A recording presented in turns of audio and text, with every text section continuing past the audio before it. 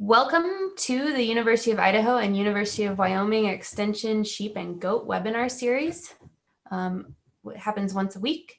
If you follow our Facebook pages at UI Sheep and Goats or at UW Sheep, or you can follow us on our YouTube channel, which is University of Idaho Extension Livestock, to get all of the webinars after they've been performed live.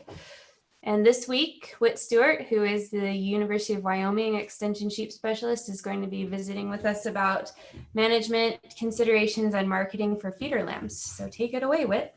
All right. Well, thank you, Melinda. It's interesting as we talked about this topic. This was in the height of the pandemic when prices were pretty dismal.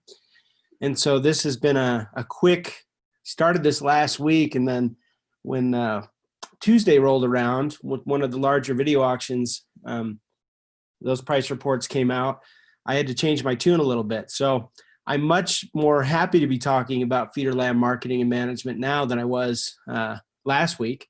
And I think the purpose of today really is to just kind of go over some scenarios. And I want to highlight the fact that, a lot of these things that I propose always are contingent on, you, the producer's resources and marketing goals. And I think that's something that it's really hard to hit all the variety and diversity of the U.S. sheep industry in one talk, but I think I'll make some attempts and some overlap to hit everybody today. And so I think the thematic approach of what I'd like to talk about today is just having some economic tools to become price makers instead of just price takers.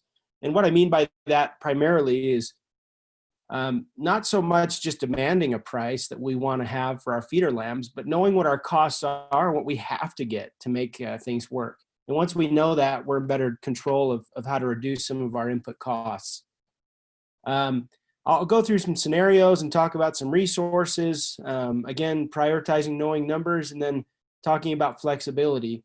But I'd highlight again, when Dr. Ellison asked me to participate on this webinar series, I think our main goal, and Carmen's goal as well, because Carmen is our extension educator on here as well, is that we in extension provide research-based information and knowledge. We don't make any more or less from giving you information or you adopting a certain practice. And I know that sounds quite generic, but the reality is oftentimes information shared or advice shared, there's strings attached to it, right? You need to buy a product, you need to sell your lambs to somebody. And again, our industry partners, we're grateful for, but in extension, our role is unique in that regard. And so we try to hit everybody's needs, but at the end of the day, we are tied to giving you research-based information without any agenda. I always show this slide just because these are some of the states that we target some of this programming to. I realize we have people from all over the country, in some cases international viewers, but these are the primary states, and then the U.S. breakdown by sheep operation by size in various rankings. And what's interesting to me is that we have a lot of sheep producers in the 1 to 100 head of sheep range. And I realize there's different goals with these operational sizes. Some of these may be lifestyle choices. Some of these may be side enterprises. Many of these are, but the goals are very different. But what's important is that we understand that we acknowledge that we have a great diversity in operational sizes, and therefore it makes it unique with the information that we need to provide. I think something that's also worth highlighting, our large producers, 41% of all the sheep produced in the U.S. come from flocks greater than 1,000 head of sheep. And that's based off the most recent ag census. And then 54% of all sheep produced in the U.S. come from flocks from 300 to 5,000 head of sheep. Markets are improving, and that's the great news for today that I'd like to highlight. I'm pretty excited about some of the changes. Let me just bear with me one sec. As I mentioned, I was elated on Tuesday when the results or the price reports were released from the Northern video auction. That's a large offering this fall, and really is kind of a litmus test for the market, in my opinion. When you sell that kind of volume, there's over 15,000 head on that video auction. It was really exciting, but this was the week prior. Again, nothing to complain about, because months prior to that, we were looking at $1.10, $1.20 feeder lambs. and it was looking like it was going to be a rough time. In this table here, I just kind of highlight a little bit some of our cash market outlets that we often see prices reported from. I realize some of these aren't necessarily close geographically to us, but what I want to highlight with this is you look as we move east or move in a larger geographic distance away from our region, you can see that the cash prices improve. I think a lot of that, as we know, is tied to proximity to the consumers, and that makes a big difference. But these were a week ago, and then this week we saw these prices really improve for feeder lambs in our region. Again, large semi-load truckloads, and then I pulled up Sioux Falls, some of those dynamics that are occurring out of Sioux Falls, South Dakota. Again, $1.65 to $1.77 feeder lambs. Again, a really welcome relief for our industry, and I'm just excited about that. So I just we'll start on a really high note and talk about how things are improving. I'm tempering my optimism because we never know what's going to happen. But I think some of the changes in our lamb packing infrastructure, new plants coming online, some plants being acquired, is definitely going to, well, it clearly has influenced the optimism in our market prices this last week. So I'm going to talk a little bit about the management considerations first, and then we'll go into some of the economic analyses that I'd just like to highlight. So one of the downers, obviously, all of us that produce sheep at some point have experienced challenges with pneumonia and upper respiratory infections. When we talk about managing those lambs coming off of a very different environment, oftentimes for those of us operating on rangelands and irrigated pastures, the pathogens in those environments and the proximity to other lambs and a lot of things affect what the respiratory outcome is based on the operating system. But when we abruptly change those animals to a different environment that oftentimes has a higher burden of pathogens in the environment, coupled with the stress of weaning, the social interactions with these lambs, because that makes a big difference. Flock mates, the ability for these lambs to be comfortable after weaning is really important, and it affects the incidence of these respiratory diseases. I think what's interesting for me is I work with producers because we have had issues with this. We have these issues at the university, just based off the environment that we wean into. As you look at the literature worldwide, this is not just a United States. And I found some interesting statistics. 25% of animals that are affected at some point with the clinical case of respiratory infection, the damage to the lungs, only 25% from estimates from this one study in Europe, only 25% of those lambs that are affected with these respiratory issues are restored to a good health afterwards. That's not a very high success rate. And the way they measured this in this study was whether the lesions in the lungs as a result of this respiratory challenge were restored, and only 25% were. Some other challenging aspects of respiratory diseases is those main bacteria causing, or those implicated pathogens that cause some of these infections are resistant to a lot of our antimicrobial interventions. And this estimate comes from the CLIMA study of 2014, but 72% of Manhemia hemolytica and 50% of Pastorilla were actually resistant. Those strains, the isolates that they tested, were resistant. So it doesn't give us a whole lot of prevention. Really is our best option. But it's important to understand that when we think about vaccinations, because there are some options there for us, that these are multibacterial, and the way that they manifest themselves in terms of when the veterinarians will need cropsy these animals, or the vet diagnostic lab, it's not always straightforward and a silver bullet pointing to one specific organism. I think an ounce of prevention is worth a pound of cure, whether we're talking about coccidia or they're talking about internal parasites or respiratory complexes. I think a proactive strategy is our best scenario because the inputs are much less. Vaccinations are much less than a therapeutic intervention. Again, as I thought about this, going back to the theme of research-based information, there's a really good issue in Small Ruminant Research, which is one of our academic journals that we work in the sheep side of research. And there's a study done in Spain that looked at those environmental factors that increase the prevalence of respiratory disease.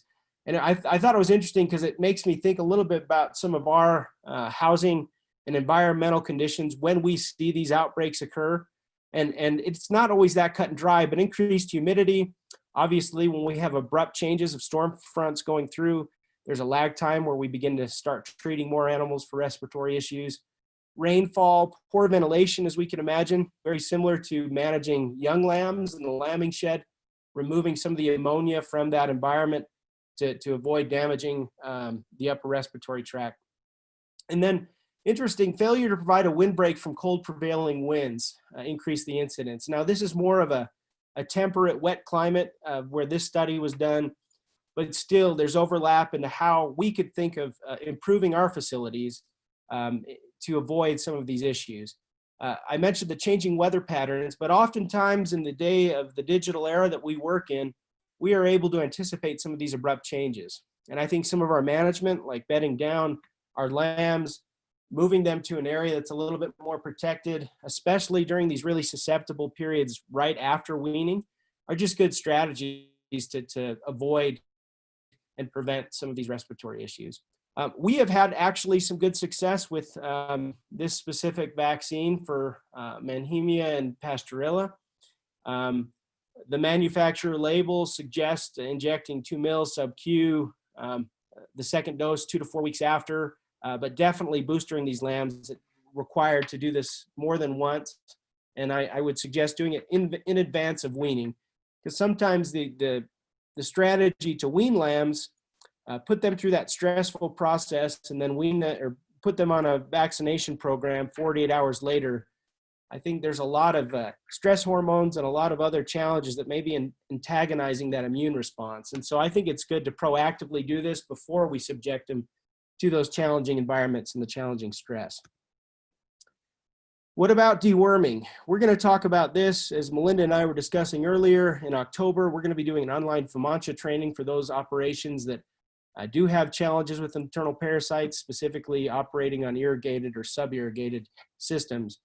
But as I provide recommendations to producers in my state, I think an important differentiation is that given our climate and the arid environment that we run in, internal parasites really thrive with moisture. We don't have much of that this year. We don't have much of it most years. And so those range operators that we work with that actually treat their lambs, mass treat everything, we're trying to do a better job educating about the effects of resistance and how mass prophylactic treatment probably is not a great thing given the lack of available products that we have in our industry. But those operations running on irrigated or sub-irrigated pastures, which many of us will at some point in time, we're recommending them to inform their management of internal parasites using diagnostic tools like fecal egg counts, and something that looks at clinical signs like the FAMACHA system, which scores the inner eyelid. And finally, I think it's really important that if deworming is going to be a part of our post-weaning management of these lambs, we need to be sure that the dewormer is still effective. And we're going to talk about a study that we did over the past 3 years in Montana, Wyoming, and one producer in Utah. There's widespread resistance as we go east of the Mississippi. There's been various studies that have documented that resistance to our main classes of dewormers, but we just summarized our study and it's under review in a journal, and we found that 92% of ranches in our region that we sampled were resistant to the benzimidazoles. Now I'm talking about the Haemonchus contortus, which is the barber pole worm, and that's an important differentiation. There's a whole subclass of species or various species of internal parasites that are important, but Haemonchus contortus during the summer months was 72% of all the worm burdens from these ranches that we sampled was the Haemonchus contortus. And so these drugs that we have available to us, some are working much better than others on Haemonchus. And at this point in time, it seems to be moxidectin. But the point is do we need to spend those money and those inputs on treating those lambs if we don't have worms? And if we do have worms, we need to make sure that the product that we're using is actually taking care of that burden. This one I always harp on, and my students are sick of me in sheep production because I talk about this several times. And I'm not going to highlight so much the importance of vaccinating the pregnant ewe in the last third of gestation. That is really important. But in the context of today's discussion, I think going back to that idea that maybe our vaccination protocols, whether it be at docking or shortly before weaning, should precede the weaning practice. Because CD&T, again, clostridial organisms that will grow very rapidly in an abrupt dietary change and actually cause this pulpy kidney and enterotoxemia, it's important that we build up those antibodies prior to the challenge, rather than vaccinating the day we wean them and then abruptly putting them on a different diet. I realize many of us are much more strategic in that regard, and I don't want to imply that there's a lot of people not doing this, but I think we can improve in preceding vaccination before we put them under the rigors of weaning. And really, it's a great insurance for us. I mean, there's obviously many options that we have in terms of the spectrum of Clostridium organisms that are covered, and there's a price associated with that. But right now, with lambs being worth 100 feeder lambs, especially ranging from $120 to $160 a head, a 44 cents dose times 2 or 3, right? $1 per lamb essentially with the booster. That is a pretty sound investment in terms of making sure that we manage the risk associated with weaning. So I can't emphasize enough Clostridium type C and D. It's important to make sure that we handle those vaccines appropriately, that we don't expose them to really intense heat. Obviously, we've had a heat wave this past couple of weeks. It's important that we follow label recommendations so that all of that hard work and gathering and working those sheep is not confounded or ruined by us mishandling that vaccine. What about fence line weaning? Now that's something that I have talked with many producers about over time, and there was a good study published in 2015 from Sheep and Goat Research Journal. And really the commentary I've heard, this study aside, is that many operations swear by it. And one colleague that I work with closely runs on a very intensively grazed, irrigated lamb production system. And he noticed that when he switched to fence line weaning, he actually reduced the incidence of parasitic burden in those lambs. So he did a fence line weaning on a woven wire fence. He had all the ewes on one side, the lambs on the other. And he said anecdotally that he felt that there wasn't a lot of vocalization and a lot of stress, at least indicated by lambs and ewes screaming at each other across the fence. He noticed that they were calmer. But his real difference that he noticed was he saw a much decreased incidence of internal parasite infection in those lambs. Now, I'm not sure how that works.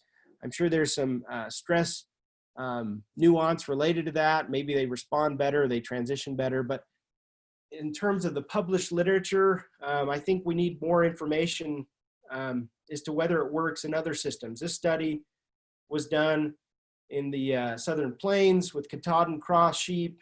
They didn't see any difference in body weight gain of traditionally weaned lambs versus the fence line weaning, as indicated in this table, traditional, the first column, FEN being the fence line weaning. And I didn't include the other table, but they also looked at incidence of bleeding or vocalizing stress, talking to each other, movement along the fence line, standing up, sitting down. They didn't observe any differences. So I'm not saying that this doesn't matter or this doesn't work, but this may be a strategy depending on where you're located and what stress you think your lambs are under. It may be a way to reduce stress, but so far we don't have a lot of research to validate that. I'm going to switch a little bit. I may appear like I'm all over the place, maybe because I am, but when we were in the midst of $1 a pound lambs, 90 cents fats earlier in the spring, I worked through a lot of scenarios with producers talking about moving some of the sheep that we produce in our region to a closer proximity of those markets where we were getting better prices. And in the process of that conversation, I think it was important to highlight some of the livestock transport regulations that we have. Obviously, we're stewards of the sheep that we take care of, and it's important that we keep them healthy. And there's been some laws that have been established to help us keep those animals safe.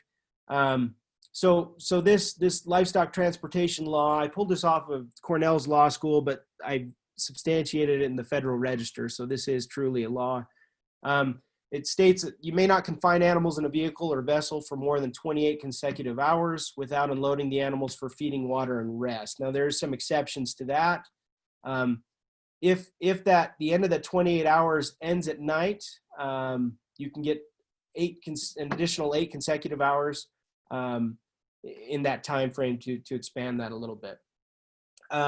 There's another exception: more than 28 hours when animals cannot be unloaded because of accidental or unavoidable causes that could not have been anticipated or avoided when being careful. And you could possibly get it to 36 consecutive hours when the owner or person having custody of animals being transported requests in writing, separate from a bill of lading and other rail form. So there are some exceptions there, but I think sticking to the 28 consecutive hours is a really safe place for us. I'm going to talk about shrink on the next slides. Internationally, and some good work out of South Dakota State University a couple years ago really took a close look at that. But again, it depends on the stage of production, lambs versus mature sheep. But internationally, because we are an international industry and shipping of livestock is not unique to us here in the United States, about 24 and 36 hours. 36 hours without food or rest could be extended to 48 hours if followed by 24 hours of rest. And in terms of age and the effect of age on respective weight loss, or what we refer to as shrink, 6, 12, and 24-month-old animals after an 8-hour journey, weight loss increased with age. So those younger animals shrunk about 7.18%. Those yearlings were about 9% after an 8-hour journey. And then those mature, I guess what would be equivalent mature ewes were closer to 10%. We have a pretty good infrastructure here in the United States. There is some bumpy roads going from the ranch to a main highway, but I found this study interesting that there was greater stress is indicated in some of the immune responses that they quantified in these studies, that the smoother the road, the less stressful it was. Obviously, that makes sense to us. The noise in the trailer, the jostling of the lambs, that does have an impact as well on shrink. Most of that loss, believe it or not, is in the first 12 hours. And that is a combination of loss from digestion, the digestive tract, water from the bladder, but also those animals mobilize water from cellular components in their body. And so the majority of that loss is in the first 12 hours. And again, I mentioned this earlier, but it can range on a greater than 12-hour journey. It can range up to 12%, perhaps higher, but the documented literature suggests greater than 12 hours, it's about 6.5 to 12%. So why does this matter from an economic perspective? I think all of us are aware that we sell animals on a per pound basis. And especially as we went through these exercises with producers, getting these lambs to a more favorable market, we had to account for the weight loss experienced in these scenarios so that we could definitely ensure that the premium that we would be getting, or the premium you're getting from shipping them to a better market, is substantiated with the decreased weight that you'd be bringing to that market. I want to highlight some great work done at South Dakota State University by Ann Kolthoff and Jeff Held and colleagues there. They actually did a really interesting study on the effects of pre-sorting management prior to shipping on shrink. And you can see in this table here, they looked at the pre-trial weight, and they had 3 groups. The control group was a group that was managed together, and to the best of my knowledge, and Ann or Jeff can correct me if they're on at some point, but this control group was acquainted with their flock or their pen mates. They were weighed and then put back in the original pen the day prior to shipping. The sorted on feed group was weighed, mixed with other lambs on the operation, and then put in a pen not adjacent to the control group, or not adjacent to the pen that they were acquainted with. And then finally, there was a group that was sorted and then just put on hay. And what I want to draw your attention to is the transportation shrink, okay? There was actually greater transportation shrink in those animals that were sorted and put in their original pens. But what's really interesting to me is once you actually calculated the transportation shrink and the total shrink, those animals that were sorted and maintained on hay prior to getting on the truck actually had a 3.9% shrink compared to the group that was acquainted with their flock mates and put back in the same pen the night prior to getting on the truck. They were less than a 1% shrink. And then those that were sorted on feed were intermediate to those, but again, similar to the control group. The point with this that I think is really interesting is that we know how special sheep are. Those people that are not sheep people think they're dumb, but they are social creatures. We know how gregarious or flocking they can be. And those social dynamics that they have, and when we remove those, really does put some stress on those lambs. And again, it's not to get too warm and fuzzy, but I really think it's, as most sheep people that I've worked with are pretty attentive to the needs of their sheep, whether they're herders or ranchers. I find that this is something that points to some of the interactions that these lambs have can really influence some of the pre-shipping stress. I think also what's really interesting from a dietary perspective is they looked at feed intake. They saw greater feed intake on those that were actually sorted on feed versus just sorted and put on a low to medium quality hay. Feed intake obviously was better, but water intake, which is critically important, especially prior and post shipping, was greater in those animals that were sorted either the day prior. Those lambs that were sorted prior to shipping, those that were with their pen mates in the same pen prior to getting on the truck, actually had less than those that were sorted on feed, but both were different to those animals sorted on hay. So it's something to think about. Maybe we know that it's worthwhile to fast our sheep before they get on the truck so that the shrink doesn't get us as much. It keeps the trailer cleaner. It keeps the animal cleaner while they're being shipped. But it does beg the question, are our management practices that we often employ prior to getting those animals to market, are we losing some money through the added shrink that we're experiencing? So just some take-home thoughts on weaning, shipping, and shrink. And I'm not getting all of these. I'd love to hear some practices that work at the end of this if there's some time. But I think what we learned, especially from the SDSU study and from others, is that we should avoid excessive handling immediately upon arrival. I know oftentimes it's logistically easier to just give them their shot. And many of us think maybe I don't want to bring them up a second time. But depending on the length of shipping, those animals have undergone significant stress. And also not just, the novelty of being shipped, but we know physiologically there's increased cortisol during shipping. And the water loss that is experienced, not just from what is urinated out, but the intracellular water that is maintained in tissues and cells, we lose a lot of those electrolytes, those minerals, the sodium, the chloride, the magnesium, the potassium, right? And so when we do bring them to a new location, or even prior to getting them on the truck, if they were out on pasture on a different water source, is the water source drastically different in the environment that we're weaning them into? I mean, is it a hard, high sulfate water that they're not going to want to drink? Because if it is, maybe we need to evaluate the water quality. But the importance is that we get those animals consuming water and acquainted with their environment as quickly as possible. It depends on what type of sheep breed you raise. And I know that there's probably lots of opinions on sheep breeds and their behavior. But I think as a rule of thumb, we know that sheep relatively have fear of the unfamiliar, whether it be trying to work down an alleyway with a shadow or crossing water is probably one of the best examples. I think putting them in an environment initially that reduces the newness, where they're not stressed and they can acclimate to it and acclimate to their pen mates, really is going to ensure that those animals get on feed faster, they grow faster, and they reach market at a more optimal time frame.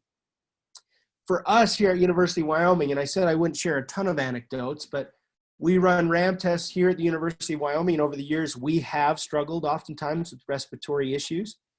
And we know that if we are able to wean our lambs, not necessarily right into a dry lot environment because the wind blows like crazy here in Laramie, it's dry. If we can reduce some of the dust in that dry lot environment, whether it be weaning onto some meadows or spraying down or wetting down those pens to keep the dust from being inhaled too often, really has reduced our frequency of treatment for these respiratory diseases. So environment matters. And I think all of us could take a look at the pens that we operate in, the go-to where we keep our lambs right after weaning, and take a hard look, are some of the things I'm doing increasing the stress levels, which is ultimately impacting the performance of these lambs.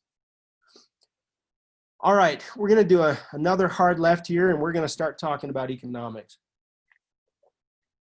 And if you have questions about some of those management things, we can discuss those at the end as well. But, this was the effort that I had a couple weeks ago as I started preparing for this, is really just talking about our costs of production. Because the reality is when feeder lamb markets slip to $1.20 or $1.10 and fats are around $1, many of us that are not keeping track of our costs, I'd say all of us pretty much, cannot afford to operate with those kind of returns. And there's a really good resource that I'd like to point everyone to. At Sheep USA, the American Sheep Industry Association funded a really valuable study a couple years ago that is, the spreadsheets have been updated annually up until 2008.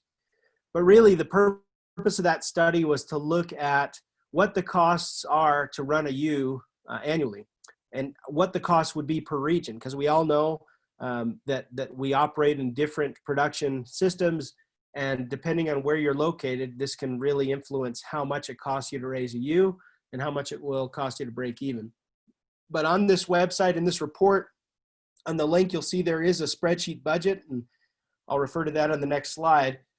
But this is one of those studies that really hits home, I think, for all of us, regardless of what part of the industry you are in, whether you are a ewe lamb producer, lamb feeder, or even a processor. I think this really gives some clarity as to what it costs to run sheep. And especially in the environment we are with imported competition, I think it's really important for us to keep track of these costs. This is just one of those spreadsheet enterprise budgets from that study. This is for, we call it the Wyoming regional, but this, as you can see from the previous slide, the Bridger Fates, our economist that collected this data in our region, since he's in Wyoming, he got to call it the Wyoming region. No, we're not that pretentious, but it was just easier at the time. But that represents that blue area of the Western region. But you can see the breakdown, and I'm aware that many of you do this annually, but I was made aware after the crisis of this spring in the changing lamb infrastructure that we had, that many people are not keeping track of these costs. And this is something that there's resources in your state, whether it be your local extension resource or a state specialist. I am probably speaking out of turn, but I know that they could help you with this exercise. And I honestly, in this year especially, could not think of a more valuable exercise. But it breaks down our gross receipts at the top there, but also our variable costs. And I cut out the bottom, the fixed costs, because for the most part, those don't change a whole lot. And I believe they do need to be accounted for. But for the sake of discussion, variable costs are those that may change from year to year. And you see that we have pasture lease rates in here, federal lease rates, again, very specific to the Western U.S. and range sheep production. And you also see the labor and the dog food and the predator control. And this allows us to really put a dollar amount to what it actually costs per ewe for us to run our enterprise. And, something as I revisited this spreadsheet, because I've looked at this several times over the past couple of years, what's interesting to me is one of our greatest challenges in the range sheep industry here in the West were some of those mandatory wage increases that the Department of Labor imposed. I mean, you look at 2014, we essentially doubled our hired labor costs from $20 a ewe to $44, and it's continued to go up. And again, this isn't to debate onerous regulatory burdens. It's more so to highlight that, for those range sheep producers that I work with, we're trying to explore avenues to help them get more out of that hired labor, whether it be optimizing the number of ewes per individual herder, whether it be continuing education or some additional communication help to make sure that as we are now paying more for the skilled labor, that there are some outcomes in terms of production that we can optimize in communicating and working with some of our H2A herders and other hired labor.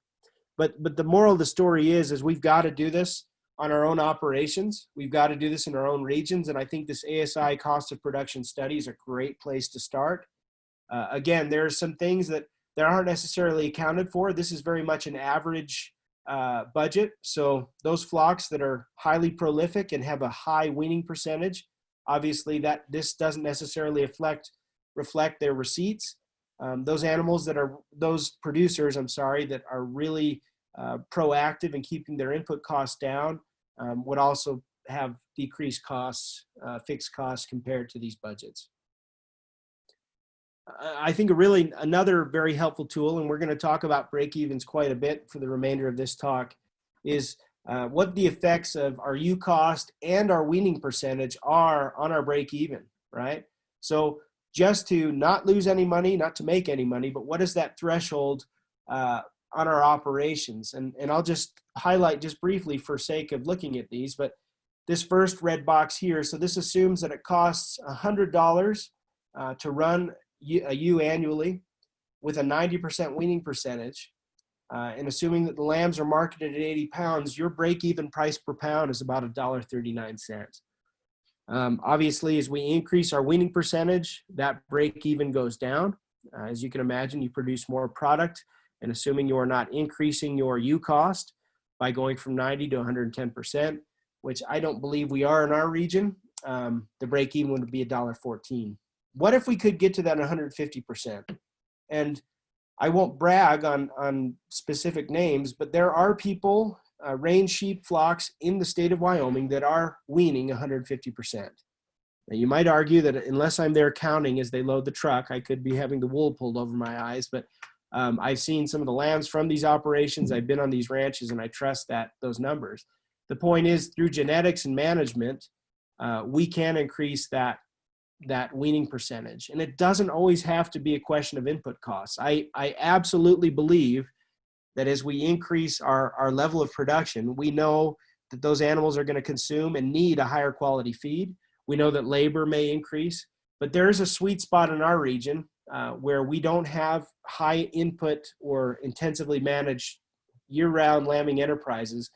I think we could easily go from 100 to at least 130%, just being a little bit more strategic.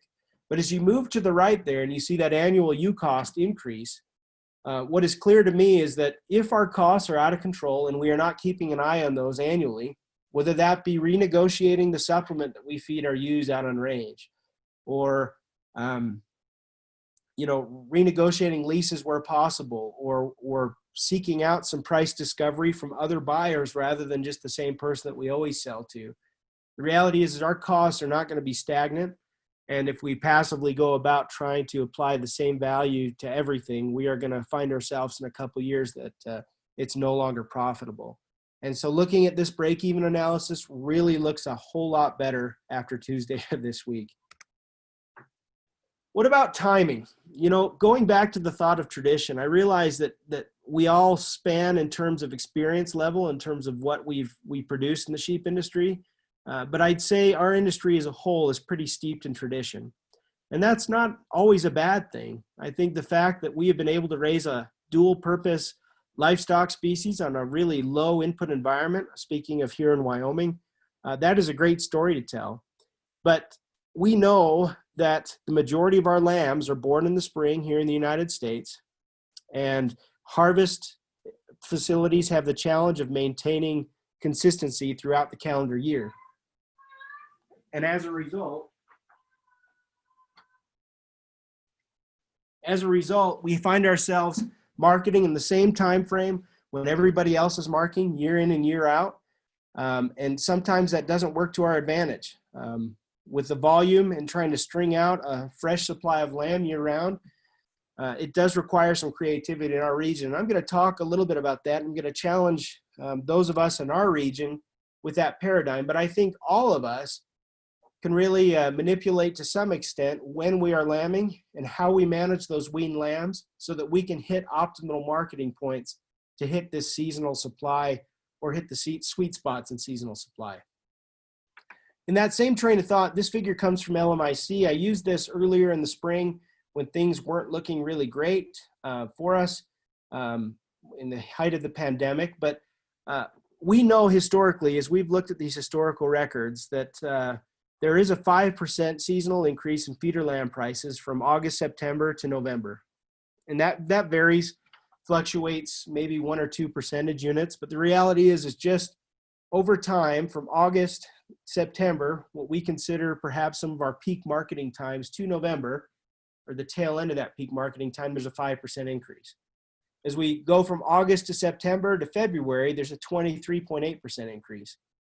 And I show that just simply to highlight there's a lot of people in our industry that understand these seasonal swings. Many of us do as is. And they take advantage of these. And they take advantage of these increases by stringing out lambs at a low cost of production, at a low cost per gain. And they market them in these peak windows and capitalize accordingly, just based on the seasonal trends in our feeder lamb prices. Whether we're able to do that or not depends on the operation. But it does beg the question and should be getting us thinking a little bit about, what if I did have 5% more from my lambs? Is that worth keeping them a little bit longer? What is my death loss if I held on to them from September to November? Do I have good predator control? But that exercise of thinking about whether that would work and whether that extra 5% would be meaningful for you if we went from August to November, or if we went from August to February with a 23% increase, those are all things that are worthwhile for us to be thinking about. Something that I've observed in our region, which I think stockmen in our country are smart. They know exactly what they're doing, but it's been pushing back our lambing, especially those range lambing flocks, to avoid some of those detrimental spring storms. But from a resource optimization standpoint, if we can coincide lambing and peak lactation with the time frame when our grasses are in the best nutritional quality, I think that is a win-win for us, because we don't have to bring in those input costs from expensive harvested feeds, when we can let Mother Nature feed our lambs in our ewes that are lactating. And so this doesn't always work for everybody, but these May-June lambs, many people will say, yeah, but they're not going to be as heavy as an April or March lamb would be. And I wouldn't argue with you, but those that are range lambing, they have definitely been able to optimize this, and they've actually been able to take advantage of a lighter feeder lamb being marketed later in the fall, and it's worked for a lot of people. I'm a shameless promoter of University of Wyoming, but I think a really good place to start some of your economic tooling would be at the Wyoming Ranch Tools website. Bridger Fates designed this with the help of a team of economists here at the University of Wyoming, but I think these are excellent tools that don't lie. The great thing about economic tools is there's no emotion tied to them. There's no tradition tied to them. It's black and white. And I think that helps, especially when we do have a hard time making changes on our operations or implementing new things. These economic tools can be pretty straightforward. One thing we'll talk a little bit about is a break-even calculator. Again, I'll go through some scenarios here in a couple slides that look at extending lambs. What would the break-even be if I didn't market lambs when everybody else is in August and September and held on to them a little bit later in the season? But in order to do that, it really requires us to value resources that provide us with flexibility. And what I mean by that, in our region, standing forage probably is our most valuable resource if we have moisture, unlike this year. But if we start thinking about having some contingency plans and having some spillover grazing capabilities in those good years that would allow us to capitalize on those seasonal increases in feeder lamb prices, that's just a sound strategy moving forward. Some of these economic tools, and my colleague Bridger, as we've talked about improvements being made on range sheep operations, he's looked a lot at pasture improvements or improving rangelands to be more productive. And in all the calculator and break-even tools and net improvement calculators that we've looked at, that is an enduring investment in an enterprise because it provides feed resources when markets may be down. I calculate this pretty simply. We know that there's, in the West, a lot of these state grazing fees are calculated on an animal unit basis. the amount of forage required to maintain a cow and a calf for 1 month. Okay, roughly speaking, this can be argued to some extent, but roughly speaking, one AUM is about 5 sheep. Okay, and so the calculation based off of the BLM lease rate right now, it's about 27 cents per head per month. I give some other examples of crop residue. In our region, that may be beet top residue or some small grain residue. And these are just prices that I've surveyed from people that are paying these prices. And then the other scenario would be $180 a ton hay, which is roughly about 36 cents per head per day. So here is the scenario where this might get a little bit confusing, but this is how I approach it. It doesn't have to be this complex, but if you look at those scenarios that say winter range plus supplement, cover crop residue, and dry lot, those kind of represent the extremes and what we may be able to do to extend our lambs.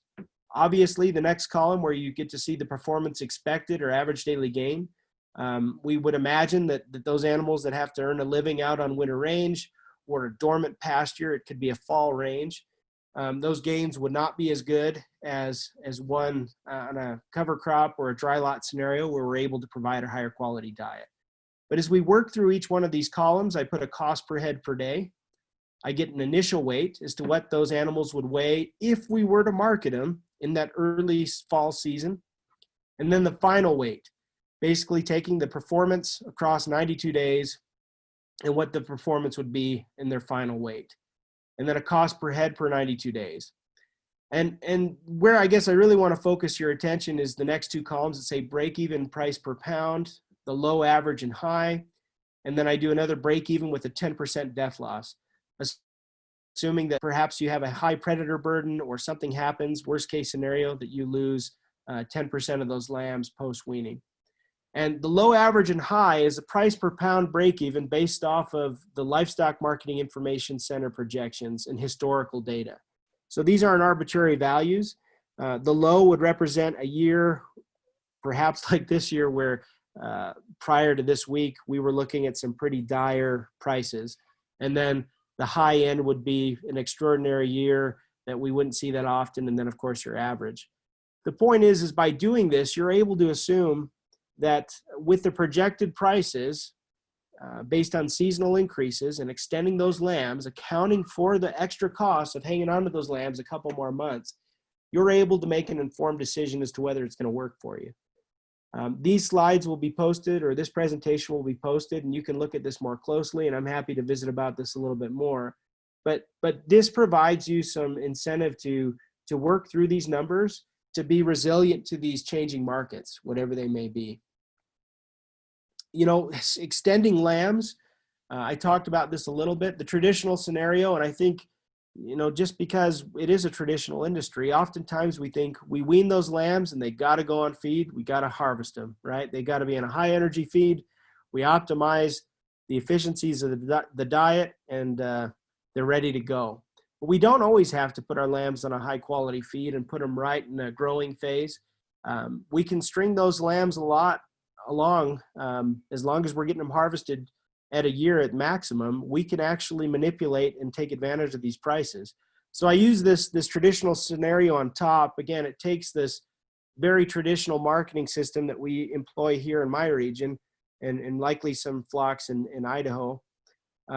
Is September 1st on feed. That lamb weighs 80 pounds. We put him in the feed lot. He's going to gain 0.6 of a pound a day, and he's ready to be harvested January 1st. Okay. You can see that as we're ramping up and getting to those spring markets, that prices generally increase because there's a greater demand for our product.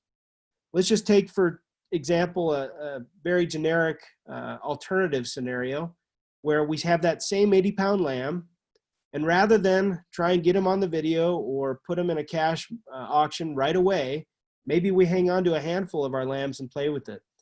And we take them September 1st, they weigh 80 pounds, they could weigh less than that. You put them on some extra regrowth pasture that you have, and maybe the gains aren't outstanding. But again, recalling that we do see an increase of 5% from September to November, how about trying to sell them in November? And then when that lamb is finished, it's hitting the even more ideal harvest time frame of February and March, really getting close to that Easter market, when demand is definitely ramping up. It plays to our advantage to think through some of these options. And I know that you producers are much more creative and have a better insight into your production scenario than I do as the university guy. But as I work through these simulated scenarios, to me, it's worth trying at least to look at whether we can do things different. There is a lot of dogma in the industry that, you've got to kill those lambs as quickly as possible. And I think in an industry that has gotten smaller, we have numerous challenges. But I point out a study that we did a couple years ago at Montana State University with colleagues from Texas A&M, where the purpose of the study really was to look at feeding an alternative feed on flavor profiles of older wethers, right? Because the mantra is that the older these lambs are, the more off flavors you're going to get with them, and they're just not going to be worth as much. And so we wanted to see if we could reduce these off flavors with some novel feed ingredients with some interesting plant secondary compounds. We didn't see that, but what was interesting and informative to me is we had these 18-month-old Rambouillet wethers that we kept at our research facility on just medium quality grass hay and regrowth on these meadows. Okay, so we kept them to 18 months of age, and then we started them at feed. They weighed about 112 pounds. So these animals, just by nature of reaching a greater maturity, they were gaining weight all through the phase, gaining very little. We put them on a representative growing diet. We achieved in the first 20 days of those old wethers getting on feed about a pound per head per day. And that's one thing to keep in mind, is that as we extend lambs and perhaps hold them back a little bit, when they do get on a high energy or a nutrient rich diet, their compensatory gain is pretty dramatic, and their efficiencies of converting that feed into gain is really excellent. What was really fascinating to me is from the 20 to 40 day feeding period, those animals had reached their harvest weight and were ready to go.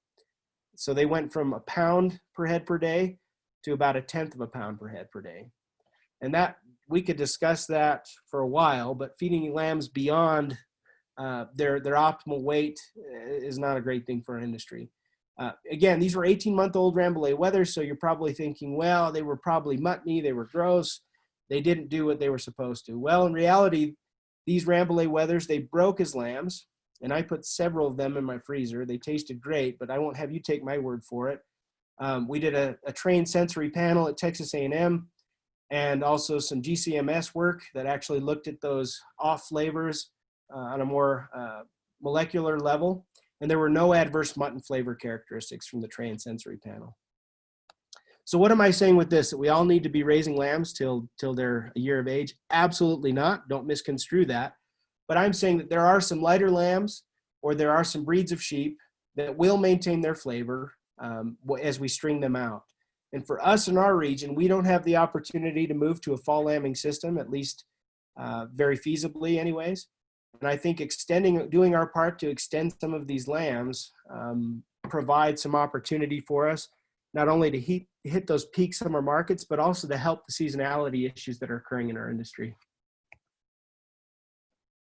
We were supposed to talk about feeder lamb marketing, and I'm going to run out of time here, but a lot of operations here in my region have the opportunity to keep yearling ewes. We don't breed a whole lot of ewe lambs on a large scale in our region.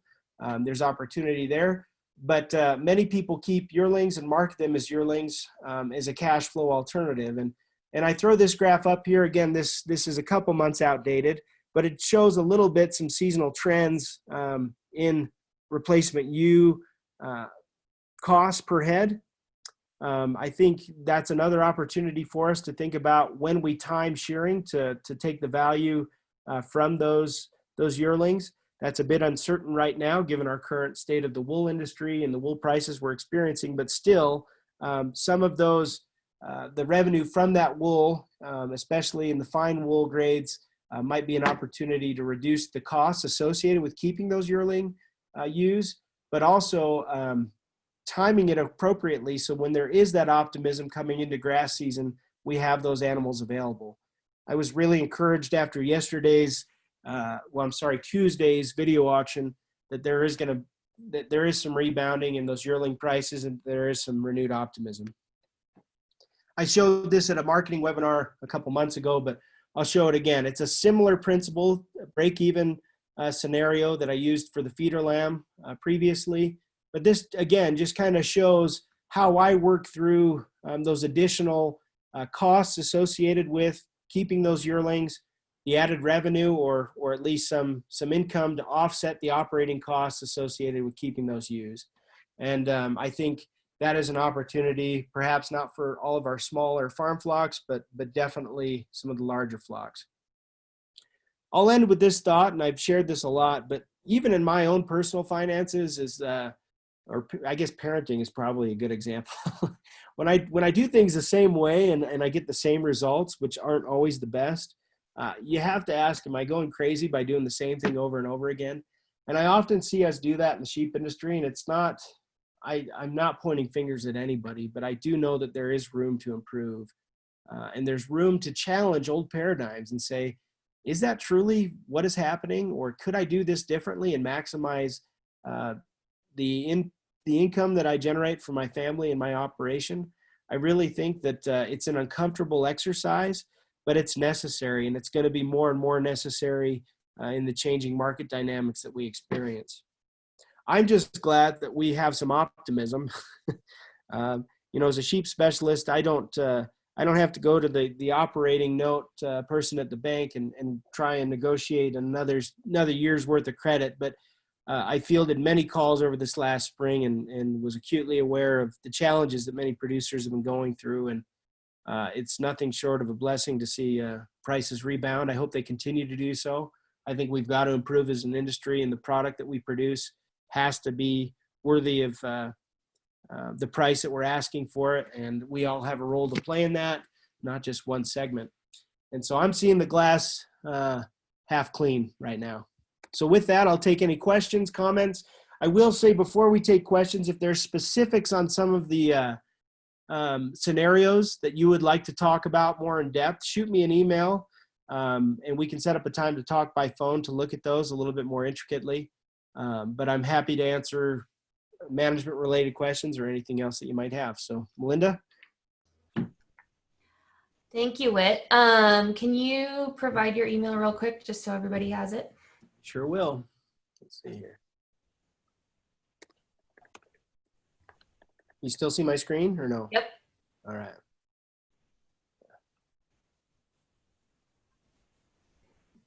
Yeah, it's whit.stewart@uwyo.edu. Perfect. If you guys have any questions, make sure to put them in the chat box or the Q&A box so that we can get those over to Whit. But I'm not seeing any currently, so thank you so much, Whit. This was really great. I'm also glad that we can be a little bit more optimistic about it. Yeah. Next week, we have a forage specialist coming in to visit with us about some pasture management for fall. So if you guys are interested in that, that's coming up next week. And thank you guys for joining and supporting our programming, and let us know if there's anything that we can do to make this better, give you topics that you might be looking for. Always up for suggestions. So thank you all, and thanks, Whit, and we'll talk to you guys next week. Great. Have a good one.